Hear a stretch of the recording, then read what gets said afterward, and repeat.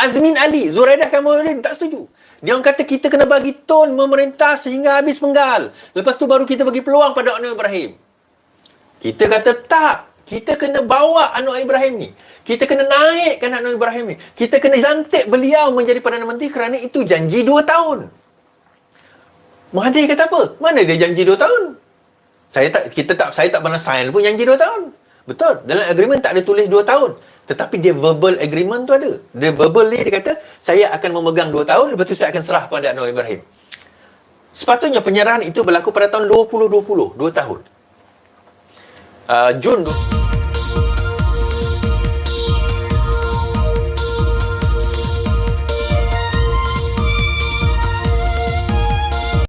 tekan butang subscribe, like dan aktifkan lonceng. akan oleh golongan oligarki ini, kumpulan yang berada dekat situ untuk memastikan Anwar Ibrahim tidak boleh jadi Perdana Menteri. Ni saya nak cerita malam ni.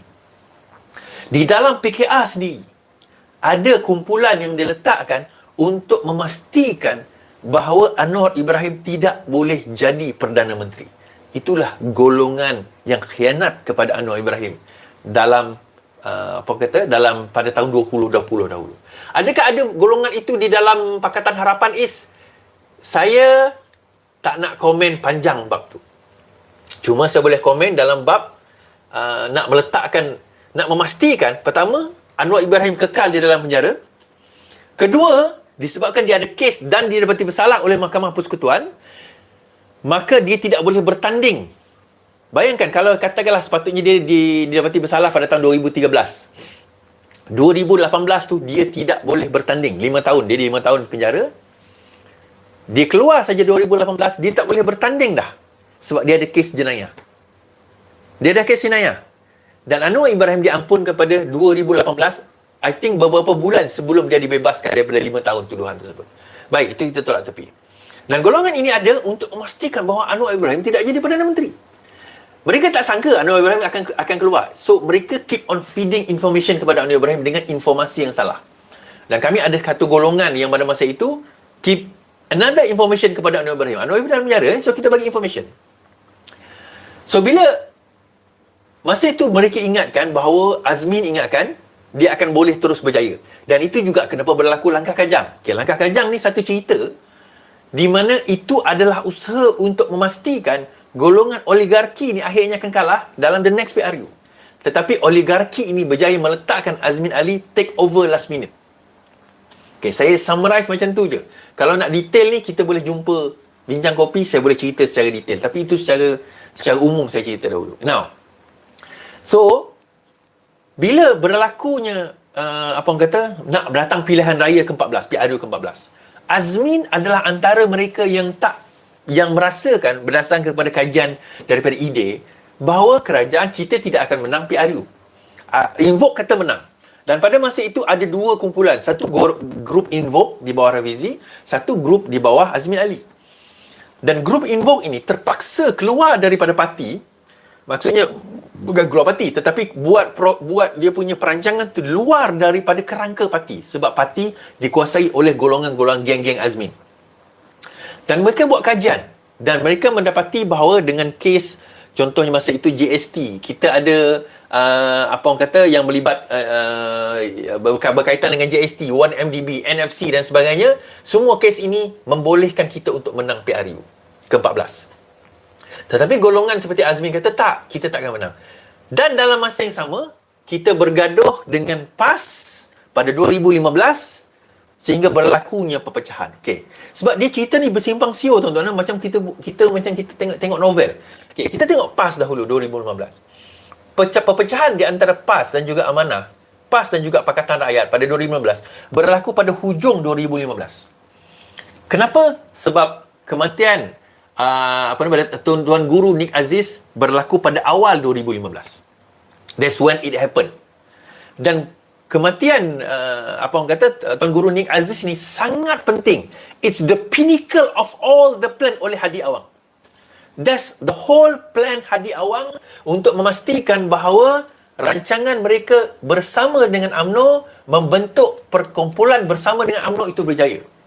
Rancangan dia orang nak membentuk apa orang kata, kerajaan bersama UMNO ni dah dirancang sejak 2009. 2008 lagi dah berlaku perancangan tersebut, namun tak berjaya dieksekut kerana ada Nik Aziz. Akhirnya bila Nik Aziz meninggal dunia, bila Nik Aziz meninggal dunia, apa yang berlaku tuan-tuan? Rancangan itu berjaya dilaksanakan. Kenapa benda itu penting? Kenapa perlu dipecahkan PAS daripada kerajaan Pakatan Rakyat pada waktu itu? Sokongan orang Melayu terhadap UMNO is going down. Okay? Sokongan orang Melayu, sokongan pengundi, not just orang Melayu, tetapi pengundi as a whole is going down. Paling tinggi tahun 1999. Kemudian turun sedikit pada paling tinggi 1995, turun sedikit 1999 kerana reformasi, naik mencacak pada tahun 2004 disebabkan oleh Pak Lah, turun teruk pada tahun 2008 kalah 5 negeri, hilang majoriti 2013, lebih 50%, 51% menyokong Pakatan Rakyat pada waktu itu walaupun BN masih menang. So dalam prediksi mereka, Pakatan Harapan masa tu PR lah, Pakatan Rakyat boleh menang dalam PRU ke-14 kalau mereka tidak melakukan sesuatu. So perkara pertama yang mereka lakukan, memastikan Pakatan Rakyat berpecah. Mereka pastikan Pakatan Rakyat pecah, berlaku pertandingan 3 penjuru. Ini yang Rafizi sebut tahun 2000 PRU 14. Tetapi Rafizi kata apa? Kalau berlaku pertandingan 3 penjuru, yang akan rugi dalam pertandingan tersebut bukannya Pakatan Rakyat, tetapi UMNO. Yang akan rugi dalam perpecahan tersebut bukannya Pakatan Rakyat, tetapi UMNO. So akhirnya apa yang Rafizi cakap itu betul. Dan berlakulah kemenangan. Ini yang Azmin tak sangka. So masa tu dia menteri besar. Tiba-tiba orang yang lawan dia semua nak naik jadi minister. Dan Rafizi tak boleh bertanding pada waktu itu. Semua naik minister. Rafizi diketepikan. Apa yang dia cakap bila dah menang, apa yang dia cakap. Sebab apa? Masa itu Azmin, Zuraidah dan geng-geng yang sewaktu dengannya ni, termasuk budak-budak dia, naik berbondong-bondong jumpa dengan Tun Mahathir, minta jawatan. Dan mereka diberikan jawatan yang sangat tinggi. Malah Azmin mendapat jawatan Menteri Ekonomi lagi tinggi daripada Lim Guan Eng. Siapa kata Lim Guan Eng paling berkuasa sebab dia pegang Menteri Keuangan? Lim Guan Eng hanya paper je tuan-tuan. Yang paling berkuasa pada masa itu adalah Azmin. Petronas bawah Azmin, Felda bawah Azmin, Khazanah bawah Azmin. Semua yang berkaitan dengan GLC yang membawa projek $1 billion semua di bawah Menteri Ekonomi, iaitu Azmin. Cuma bila jatuh kerajaan di bawah Muhyiddin Yassin, semua kuasa itu diserahkan balik kepada Menteri Keuangan. So Menteri Ekonomi tak ada apa. Sampailah sekarang Rafizi tak ada apa. Dia hanya menteri biasa saja. Biarlah Menteri Ekonomi tetapi merancang tentang ekonomi, tetapi dia tidak ada pegangan macam yang Azmin dahulu. So balik pada cerita tu, kenapa penting benda ni? Sebab Mahathir nak memastikan bahawa golongan yang memegang jawatan-jawatan di dalam kerajaan itu adalah golongan yang dia boleh arahkan bagi memastikan kelangsungan oligarki-oligarki. Kan? Itu yang kita kena faham. Itu yang kita kena faham.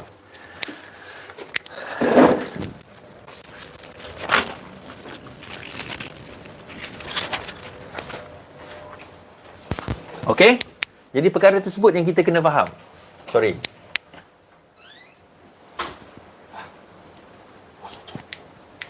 Okay?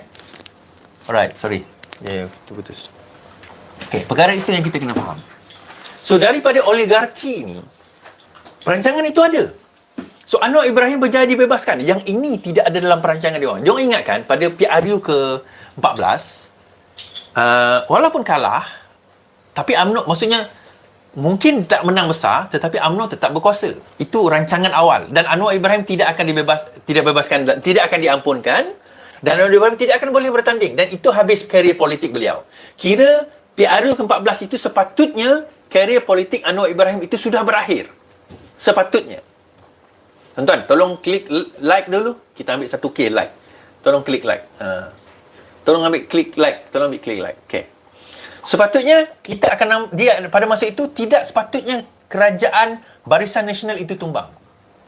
Dengan dana yang ada, dengan keluar, dengan duit dibelanjakan, dengan BRIM dan sebagainya, sepatutnya kerajaan tidak tumbang. Mungkin tak menang besar, Tetapi tak tumbang. Namun begitu, Rafizi kata tumbang. Dan ramai kata tak tumbang. Rafizi kata tumbang. Nah, akhirnya, bila tumbang berlaku PR14 tumbang, their plan shattered. Kan? Tuan-tuan, Tun Mahathir berada dalam Pakatan Harapan pada waktu itu. Saya tak pernah percaya pun. Bagi saya, dia berada dekat situ atas tujuan sebenarnya untuk memastikan bahawa Pakatan Harapan tak menang. Tapi tak sangka Pakatan Harapan menang. Siapa sangka Pakatan Harapan menang pada waktu itu? Belum, memang habis tempoh di 5 tahun. Anwar Ibrahim diampunkan. Pengampunan itu memungkinkan, menghidup kembali peluang Anwar Ibrahim masuk dalam kancah politik. Masuk dalam arena politik. So, perancangan Allah SWT tu sangat hebat, tuan-tuan. Sepatutnya, tahun 2018, Anwar Ibrahim dah habis dah kerjaya dia. 2018, dia berusia 69 tahun. Sorry, 71 tahun. 71 tahun dia dah habis dah. Kiri dia sepatutnya dah tamat dah. Tetapi, apa yang berlaku, dia tak tamat. Kerana berlaku pengampunan. Itu yang menariknya. Disebabkan pengampunan tersebut, Anwar Ibrahim kembali dalam politik. So, dia kembali dalam politik, menang, bertanding, menang lagi, dan apa orang kata, dia bertanding di Port Dickson dan menang dalam satu kemenangan yang sangat besar. Jadi dia menimbulkan satu kerisauan kepada Mahathir. Nah, halangan pertama pada tahun 1997 untuk memastikan dia tak naik Perdana Menteri berjaya. Halangan untuk masukkan dia dalam penjara itu berjaya. Tetapi dia didapati bersalah pada tahun 2004. Pada tahun 2013, dia didapati bersalah lagi atas keseliwat. Masuk dalam penjara. Sepatutnya dah tak habis dah kerjaya politik. Tetapi diampunkan oleh Dia Pertuan Agong, tidak bersalah, akhirnya kerjaya politik dia hidup balik. So, rancangan mereka untuk nak jatuhkan Anwar Ibrahim ni tak berjaya, tuan-tuan. Ni saya nak bawa kepada cerita obsesi nak jatuhkan Anwar Ibrahim ni. Obsesi ni bukan berlaku zaman sekarang. Ni saya nak cerita ni. Obsesi ni dah berlaku sejak zaman tahun 70-an, 80-an dahulu. Dia nak tutup mulut Anwar Ibrahim. Dia bawa masuk UMNO. Dia bagi jawatan tinggi supaya Anwar Ibrahim tidak bercakap untuk rakyat. Bercakap bagi pihak oligarki. Apa oligarki itu is? Google perkataan oligarki. Oligarki, O-L-I-G-A-R-K-I. Kumpulan tangan-tangan raib yang mengatur carakan politik di dalam negara kita. Dan mereka bukan ahli politik, tuan-tuan. Tetapi mereka orang yang ada berkepentingan yang sangat besar dalam negara kita. Baik, balik aja. So, obsesi nak menjatuhkan Anwar Ibrahim ni berlaku dalam tempoh, dalam masa, dalam apa orang kata, dalam keadaan yang banyak. Dan akhirnya datang pemilihan parti. Sepatutnya, kita ingat pada tahun 2019, desakan untuk nak ganti Anwar Ibrahim jadi Perdana Menteri. Ingat kita ingat desakan tu sampai ada mesyuarat minta supaya diganti Anwar Ibrahim jadi Perdana Menteri, menggantikan Tun pada waktu itu. Antara yang tak setuju, siapa, tuan-tuan? Muda. Syed Saddiq tak setuju. Azmin Ali, Zuraidah Kamaluddin tak setuju. Dia orang kata kita kena bagi Tun memerintah sehingga habis penggal. Lepas tu baru kita bagi peluang pada Anwar Ibrahim. Kita kata tak. Kita kena bawa Anwar Ibrahim ni. Kita kena naikkan Anwar Ibrahim ni. Kita kena lantik beliau menjadi Perdana Menteri kerana itu janji 2 tahun. Mahathir kata apa? Mana dia janji 2 tahun? Saya tak pernah sign pun janji 2 tahun. Betul. Dalam agreement tak ada tulis 2 tahun. Tetapi dia verbal agreement tu ada. Dia verbal ni dia kata, saya akan memegang 2 tahun, lepas tu saya akan serah pada Anwar Ibrahim. Sepatutnya penyerahan itu berlaku pada tahun 2020, 2 tahun. Mei 2018, Mei 2019, Mei 2020. Mei 2020 adalah penyerahan kepada Anwar Ibrahim menjadi Perdana Menteri. Sepatutnya. Tetapi Azmin memulakan gerakan again. Obsesi menjatuhkan Anwar Ibrahim. Obsesi nak menjatuhkan Anwar Ibrahim ini berlaku lagi sehingga berlaku gerakan Sheraton, jatuh kerajaan, naik Muhyiddin. Sepatutnya Azmin yang naik jadi Perdana Menteri. Sepatutnya rancangannya nak naikkan Azmin jadi Perdana Menteri. Tetapi yang lompat daripada geng Azmin hanya 11 orang. Tak cukup. Diingatkan dia boleh bawa lebih ramai golongan PKR. Kan? Masa tu, I think PKR ada 70 lebih kerusi. 11 saja yang nak melompat. The rest tak nak melompat. Walaupun jadi pembangkang, mereka takkan melompat. Itu perjuangan ahli-ahli parti keadilan rakyat pada waktu itu. Ditawar jawatan, tak nak melompat. Malah ada ahli PKR ditawar jutaan ringgit. Cerita kat saya. Kat depan aku, dia bawa buka bonus. Kalau 7 orang besok, 5 juta datang. Dia cerita, YB itu cerita kat saya. Saya tak boleh sebut lah siapa nama YB tu kan. Dia minta saya senyapkan. Dia kata sebut nama saya. Saya kata okey. Tapi dia cerita dekat saya. Dia bagi tahu saya personally. Dan saya tak lompat, dia kata. Walaupun berjuta itu baru dia. Yang lain. Kenapa? Sebab obsesi nak menjatuhkan Anwar Ibrahim tadi tu. Tapi sekali lagi Allah SWT selamatkan Anwar Ibrahim. Rupanya apa berlaku pada Mei 2020, tuan-tuan? Apa yang berlaku pada Mei 2020? COVID. Melanda negara dalam keadaan yang terlalu teruk. Sampai negara kita tutup. Dan yang memerintah pada waktu itu siapa, tuan-tuan? Bersatu PAS UMNO. Mereka yang memerintah dan kena menghadapi kesulitan tersebut. Bayangkan kalau Anwar Ibrahim jadi Perdana Menteri pada waktu itu kan. Confirm kena maki. Allah selamatkan Anwar Ibrahim sekali lagi. Bila Allah selamatkan Anwar Ibrahim sekali lagi, berlaku pilihan raya. PRU ke-15. Sekali lagi Rafizi kata, boleh menang, tetapi kemenangan kali ini kita tak akan dapat majoriti. Dan kita kena bergabung dengan UMNO, kita kena bergabung dengan GPS. Ada yang marah, orang PKR sendiri. Kenapa Rafizi cakap macam tu? Saya kata itu hakikat. Dan dia akan bercakap tentang hakikat. So, pembentukan yang pertama ini adalah Anwar Ibrahim bersama dengan UMNO, bersama dengan GPS dan juga JRS dan sebagainya. Now, kita fikir, kenapa Tuhan buat begitu? Kenapa tak terus bagi kemenangan kepada Pakatan Harapan? Kita kena faham, tuan-tuan. Antara kita pernah menang pada tahun 2018. Dalam keadaan Pakatan Harapan menang majoriti, walaupun tak besar, tetapi menang majoriti, kerajaan tetap tumbang. Kerana apa? Kerana UMNO ada di other side. Jadi UMNO ni penting lah, bukan masalah UMNO penting. UMNO akan sentiasa pastikan, kan saya kata dalam live saya dulu, siapa ikut live saya, UMNO akan sentiasa memastikan bahawa mereka akan kekal berkuasa. Jadi ditakdirkan kali ini, gabungan ni bersama dengan UMNO. Bersama dengan UMNO, bersama dengan GPS dan lain-lain tu follow je UMNO. Bersama dengan Barisan Nasional membentuk kerajaan. Jadi tak ada alasan lagi nak tumbang. Sebelum ini UMNO bukan kerajaan. Yelah, dia nak jadi kerajaan, dia boleh tumbang. Kalau kerajaan sebelum ini, tak salahkan dia pun. Walaupun perbuatan itu salah, tapi tak salahkan dia. Sekarang ini dia nak tumbangkan kerajaan dia sendiri. Kenapa? Kenapa dia nak tumbangkan kerajaan dia sendiri? Sebelum ini, tapi UMNO pernah jatuhkan kerajaan Muhyiddin Yassin sebelum ini. Itu saya kata. Kerajaan Muhyiddin Yassin tak pernah bagi jawatan tertinggi kepada Presiden UMNO. Presiden UMNO, bayangkan Presiden UMNO tidak memegang jawatan tertinggi. Apa yang orang kata rakyat dan juga pengikut dan juga penyokong UMNO akan cakap tentang kerajaan yang tak bagi muka kepada pemimpin tertinggi dia? Tak ada nilai UMNO tu. Dan budak-budak yang tak ada jawatan tak apa-apa dapat jawatan tertinggi. KJ dapat jawatan tertinggi. Orang kata Adham Baba. Siapa Adham Baba? Dapat jawatan tertinggi. Siapa? Mereka dapat diberi jawatan tertinggi, sedangkan pemimpin tertinggi mereka tak dapat jawatan tertinggi. Tuan Tok Mat pun tak dapat apa. Senatorship pun tak dapat. Dan itu antara sebab kenapa ditumbangkan Muhyiddin Yassin baru tak sangka pula. Ingatkan boleh naik lah Muhyiddin Zahid jadi Perdana Menteri. Dia lantik Ismail Sabri jadi Perdana Menteri. Nah, obsesi untuk nak menjatuhkan kerajaan ini sekali lagi akan berlaku, tuan-tuan. Kenapa? Kenapa akan berlaku? Sedang berlaku. Again, saya kata tadi, rancangan itu daripada awal. Sekarang ini, tuan-tuan, mereka dah nak mencuba lagi.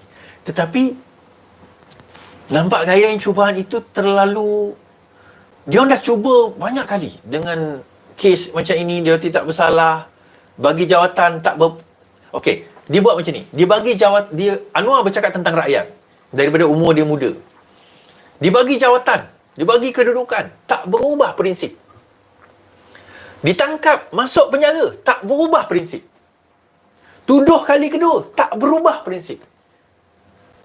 Sekarang ini nak jadi Perdana Menteri, tak dapat jadi, jatuh sampai orang kata Anwar gila nak jadi Perdana Menteri. Perdana PM tepi, ingat geng-geng kekal tegang. Bukan kekal tenang aku cakap, kekal tegang. PM tepi, Anwar kena gelak, tak dapat jadi Perdana Menteri. Allah selamatkan rupanya Anwar Ibrahim. Sebab COVID pada waktu itu, dan kita yang gelakkan dia orang kan. Tapi dalam pada COVID tu lah dia sakau duit. Apa, itu cerita lain. Sekarang ini Anwar jadi Perdana Menteri dalam keadaan di sekeliling dia adalah parti-parti yang dulu lawan dia, tuan-tuan. Ini kuasa Allah SWT. Parti yang dulu maki dia, lawan dia, cakap dia macam-macam, sekarang ni berada di sekeliling beliau. Terima kasih. Welcome YLM. Membentuk kerajaan yang sama. Jadi bila berada di sekeliling dia, they have a lot of things to prove. So, boleh ke yang lain ni melompat, 15 melompat, 14 melompat, 13 melompat, 2 PKR melompat dan sebagainya? Saya kata, tuan-tuan, fikir logik lah. Kalau dia melompat, PRK. Kalau jatuh jawatan dia sebagai ahli parlimen, dia dapat apa? Bersatu dah tak ada duit. Ada kemungkinan lah, ada orang kata, sebab itulah kenapa Daim sekarang ni, Daim nak kena dakwa tau. Mungkin duit Daim tu akan digunakan, baguslah dia bawa duit dia. Bila dia bawa duit dia, baru kita nampak kat mana. Kalau betul lah. Kalau betul dakwaan tersebut lah kan. So daripada sini tuan-tuan, kita nampak dia nak gerak macam mana, dia nak jatuh macam mana. So saya kata the only way kerajaan ini boleh jatuh adalah dengan UMNO lompat secara en blok. Bila UMNO lompat en blok, GPS akan ikut, JRS akan ikut, kerajaan akan tumbang. Syarat utama dia, Perikatan Nasional join, mestilah memastikan Zahid Hamidi menjadi Perdana Menteri. Zahid Hamidi menjadi Perdana Menteri. Ingat Zahid tak pernah jadi Perdana Menteri. Welcome Norabi, Neo Reformist. Dia kena datang atas proposal, baiklah Zahid Hamidi, dengan ini kami semua bersetuju, UMNO lompat, Barisan Nasional lompat, kamu jadi Perdana Menteri. Kami semua setuju. Dengan itu, kerajaan boleh tumbang. Kerajaan PMX ni boleh tumbang.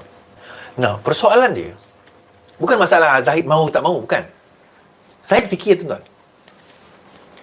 Zahid fikir, apakah alasan, apakah sebab yang tidak akan memungkinkan kerajaan yang Zahid, kalau Zahid jadi Perdana Menteri itu nanti, tak akan tumbang lagi sekali.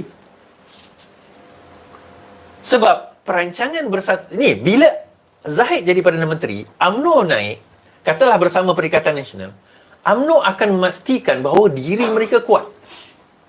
Dan mereka akan bina kekuatan. Of course, itu memang normal. Dan kekuatan itu dia akan guna untuk bunuh siapa, tuan-tuan? Dia akan guna untuk bunuh Bersatu. Dia akan guna untuk bunuh PAS. So sekarang ini, dia umpama, kalau Perikatan Nasional setuju nak lantik Zahid jadi Perdana Menteri, umpama dia sekarang ini tengah memelihara ular yang akan mematuk diri dia. Itu umpama dia. Itu yang pertama. So bila Zahid, mungkin Bersatu tak fikir macam tu, tetapi dalam pemikiran Zahid, dia akan sentiasa cautious. Yelah, aku ni datang kat dalam ni,